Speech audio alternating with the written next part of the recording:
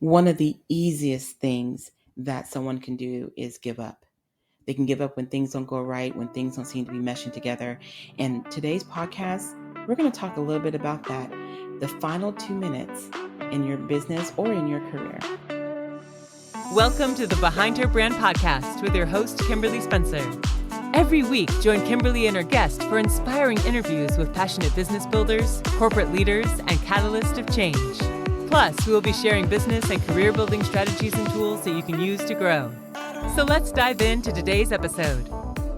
Okay, so I'm going to talk to you guys about the final 2 minutes in your business.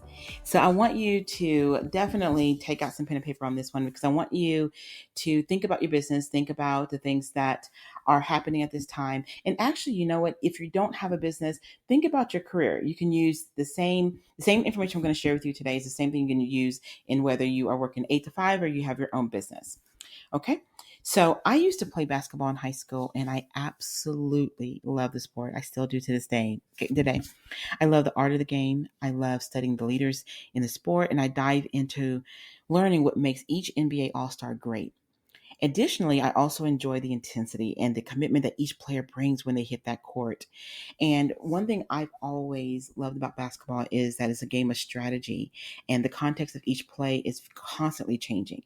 You know, when you get out there and they're playing one play and they see the team doing something different, it's constantly changing, constantly based in strategy. It's all about the context of what's taking place. So just like business owners, you know, the court you're on is constantly dynamic. In your career, it may be the same thing, constantly dynamic. So during each game, especially in any playoffs or finals, one thing that I've always noticed is that my family and friends would always sit at the edge of their seats during the fourth quarter. Okay. Especially the last 2 minutes of the game, depending if someone's like way ahead in the points or not. It's those last few minutes is when people are like always on the edge of their seat. And this is when the players typically go into a whole other dimension, especially when the score is very tight.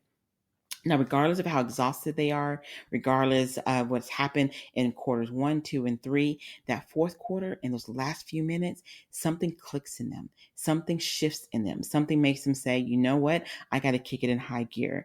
And they play full out until those final seconds in and the buzzer goes off.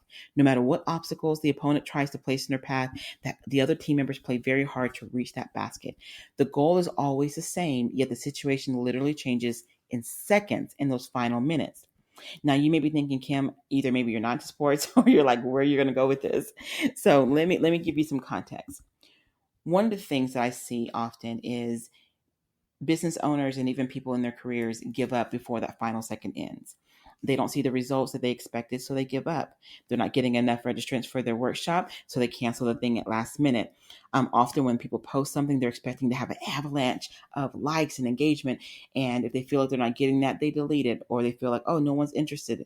They just have this defeatist kind of mindset. They have tried everything and nothing is working. So they quit versus reviewing how they're running things, how they're achieving things, how they're positioning themselves. So one of the things I've learned that in business is that someone who's really strong and healthy in business or in your career understands how you start and how you finish a game is critical. There is no giving up, and you play the game in totality. Okay. You don't walk off early. You don't quit early. You play full out. So let me give you some examples. All right. So you're hosting your own workshop. Your goals were to have 25 people and only 7 registered. I know that is not a great feeling, right? You only have 9 days left before your event. You decide, you know what?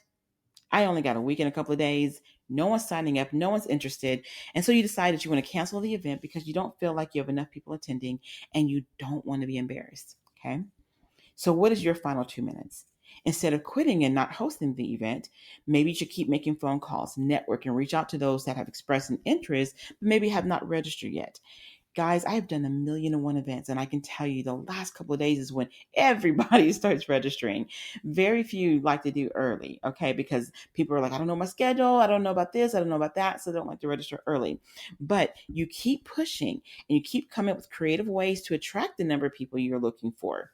Regardless if one person shows up or 25, you still host your event because you never know who that one person is or the people that they know and interact with.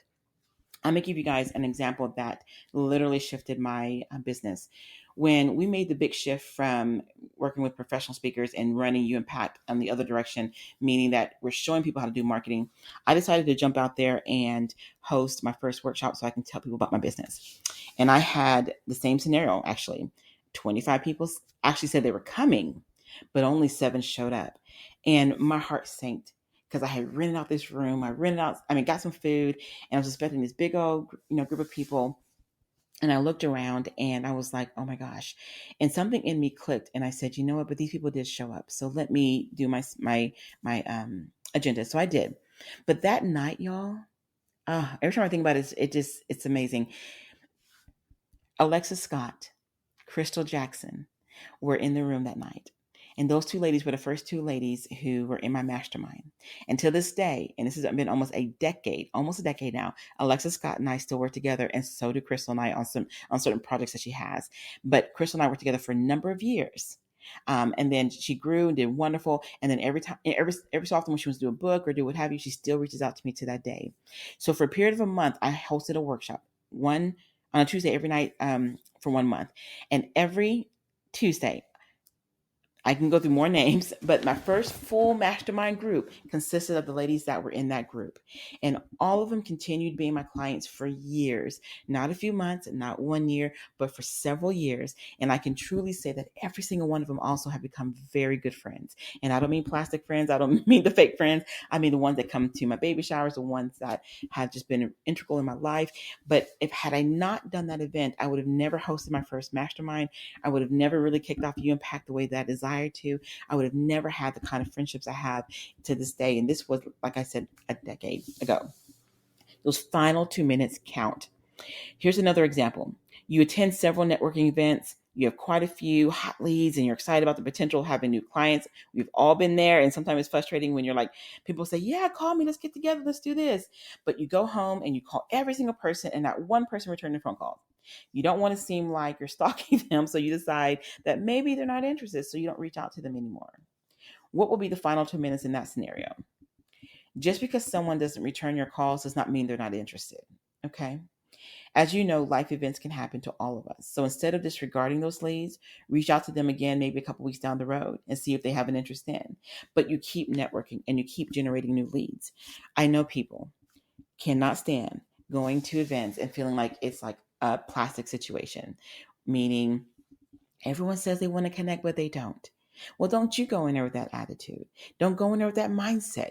Go in there saying, you know what? I don't need a bunch of leads. I would like to make one solid connection. And I've done that before. I made one solid connection. I was good. And that person and I to this day are still very close too. Now, does it always work out that way? No, not at all. However, whenever I go into a situation where I know there's a networking capacity to it, I literally don't go in with a bunch of business cards so I can spray the whole room. That's not me. I really look for people that I feel like I could be of value to and that maybe can be of value to something that I'm doing as well. So I'm very intentional in that. My final 2 minutes is that I don't give up. You don't discard leads because you just never know if something could have happened. And then when you do another follow-up, more than likely, you'll probably get some sort of response. Okay. Here is the last one. So, as I mentioned, I know these are some of these examples are business-like, except for this last one. They can work in any capacity, whether professional, whether it's business. Think about what is it that you're on the brink of about to walk away from, give up. Is there something that you can say, you know what? Instead of me giving up, let me do this. I didn't get the promotion. Let me understand why, because I'm on the brink of, hey, I'm done. I'm tapping out. I've done everything I possibly can do. Well, have you ever done an assessment on yourself and look at your skill sets and ask if you're positioning your skill sets more appropriately?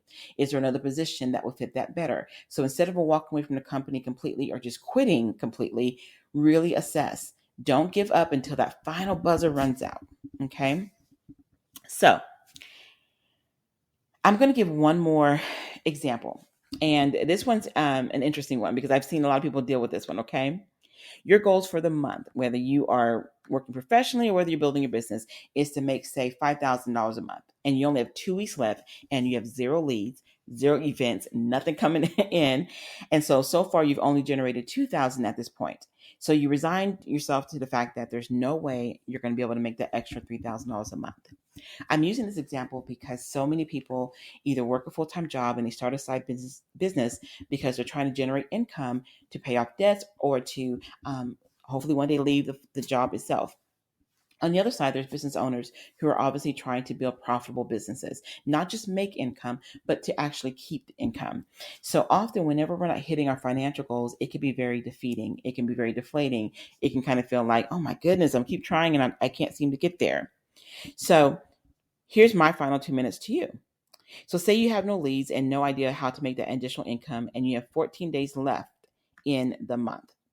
So you can go back through older leads to see if you have any new interests or create like another creative aspect to see, hey, would you like to talk again? Maybe last time wasn't a good time. Maybe something might be different.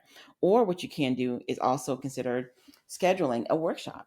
Maybe there's something you're really, really well versed in, and you're saying, you know what? I've never done a Zoom training. I've never done a live workshop. Maybe this is a good time to plan something of that nature. You can do something that can fall in your areas of gifts and talents that can help generate income. Even if it didn't come through the ways that you thought they were going to come, there's always other options. Okay. The bottom line is you work as hard as you can with integrity until that final buzzer goes off. Okay. When you change your scripts and the context to how you say and do things, you'll find that your results in your career and your business shifts as well. So instead of saying, it's never worked. Oh, I'm going to cancel. Nothing ever goes right. No, pause and ask yourself, what can go right in the situation? What else can I do differently? And here's the thing, and I'm going to close with this. If you've done everything possible and you're still not getting the results that you were hoping for, that is okay because you've done everything that you possibly can do. Okay. Another small little tidbit. This is something just to kind of hang to the side here. No matter what you're trying to build right now, no matter what you're trying to launch, whether it's a book, a podcast, an audio book, whatever it might be, keep in mind that oftentimes it's not always lack of interest. It's not even the product itself isn't really strong or great. You got to know the timing of when to do something. Just like in a game of basketball, you got to know the timing of when to shoot. You got to know the timing of when to pass. You got to know the timing. It's strategy. That is key. When you master understanding the timing of when to launch, when to ask for a raise, when to do whatever it might be, when you can really understand the timing of it, you're going to see different set of results come to you. Okay. All right. So I hope that this was helpful to you guys. And I want you to really think through the final 2 minutes of that fourth quarter in whatever it is that you're doing. Is there something that you can do in this moment to change the game, to change the script, to change the environment? Okay. Think about that. All right. Thank you again for listening to another one of our Behind Her Brand podcasts. I am your host, Kimberly DeShields-Spencer, and also the very proud founder of Behind Her Brand. Visit us at www.behindherbrand.net for more information on our services, our magazines and podcasts, and all the incredible things that we have available to you to support each other and to learn more about the other incredible resources that are out there. Have a wonderful day.